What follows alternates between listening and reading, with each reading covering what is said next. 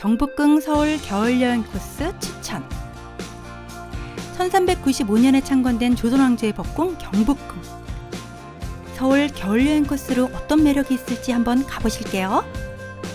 첫 번째 코스는 경복궁의 정문인 광화문입니다. 광화문은 빛이 사방을 덮고 교화가 만방에 맺힌다는 뜻으로 세종 때 집현전 학자들에 의해 부르기 시작했습니다. 광화문 양쪽으로는 해치상이 있는데 경복궁터가 풍수 지리상으로 화재가 자주 나는 곳이라 화마를 막기 위해 세운 것이라 하네요.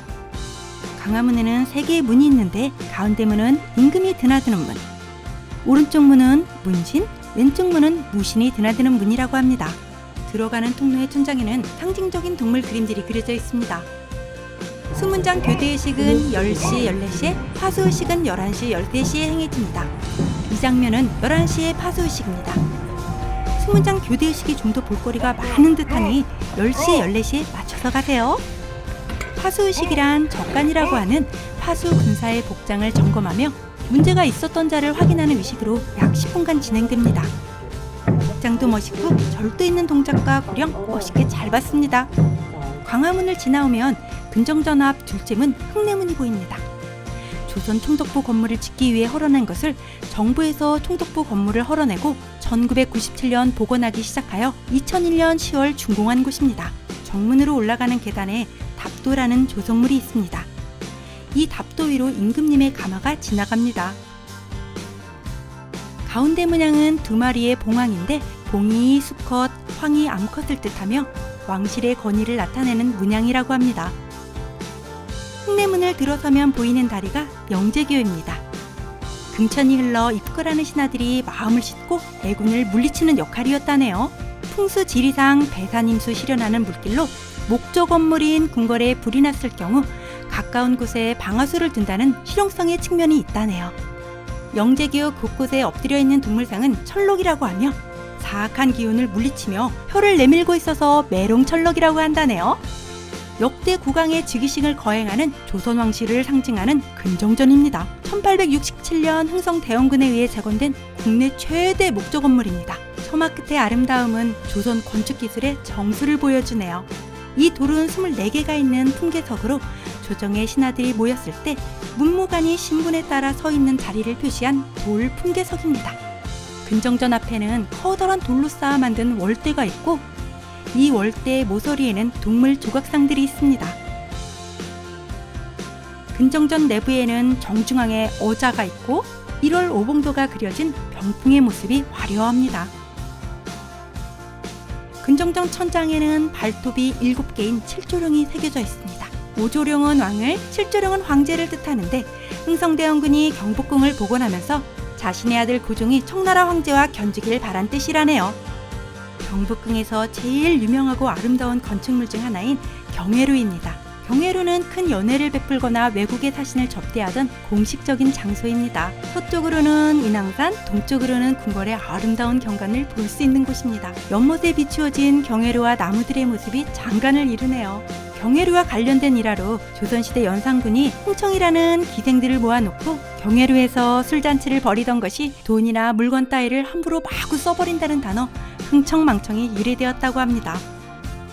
사정전은 왕의 집무실로 왕이 공식적인 업무를 처리하던 곳입니다.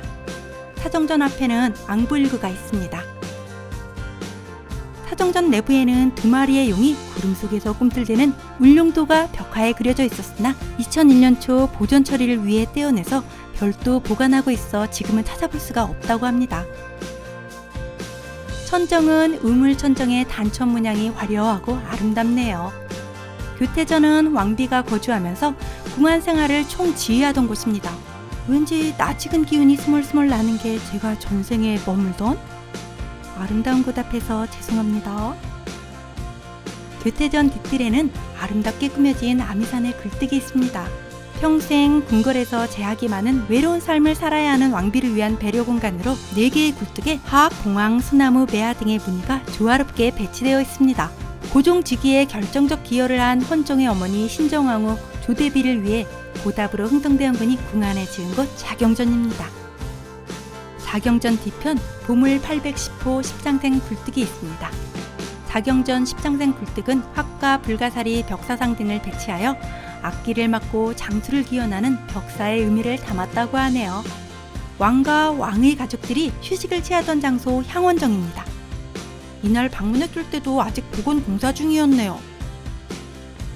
경복궁에서 가장 아름다운 곳 중 하나로 꼽히며 고종이 권천궁을 지을 때 연못 한가운데에 인공의 섬을 만들고 그 위에 육각형 정자를 지어 향기가 멀리 퍼져나간다는 뜻으로 향원정이라 불리우게 되었답니다. 보수공사가 마무리되면 꼭 다시 한번 찾아봐야겠네요. 고종과 명성황후가 생활했던 권천궁입니다. 권천궁은 향원정 북쪽에 위치하고 있으며 고종 10년에 건립되었습니다. 왕의 초소인 장안당과 왕비의 곤용합이 있습니다. 곤용합은 1895년 일미사변 때 명성황후가 비극적인 일을 당한 가슴 아픈 역사의 현장이기도 합니다. 이제 경복궁의 마지막 코스, 북쪽의 출입문인 신무문입니다. 신무문을 나서면 청와대의 모습이 보입니다. 광화문에서 신무문까지 직선거리 약 900m 정도가 되네요. 경복궁 서울 겨울여행 추천 코스 재미나게 보셨나요? 다음에도 재미있는 여행 코스로 찾아뵙도록 할게요.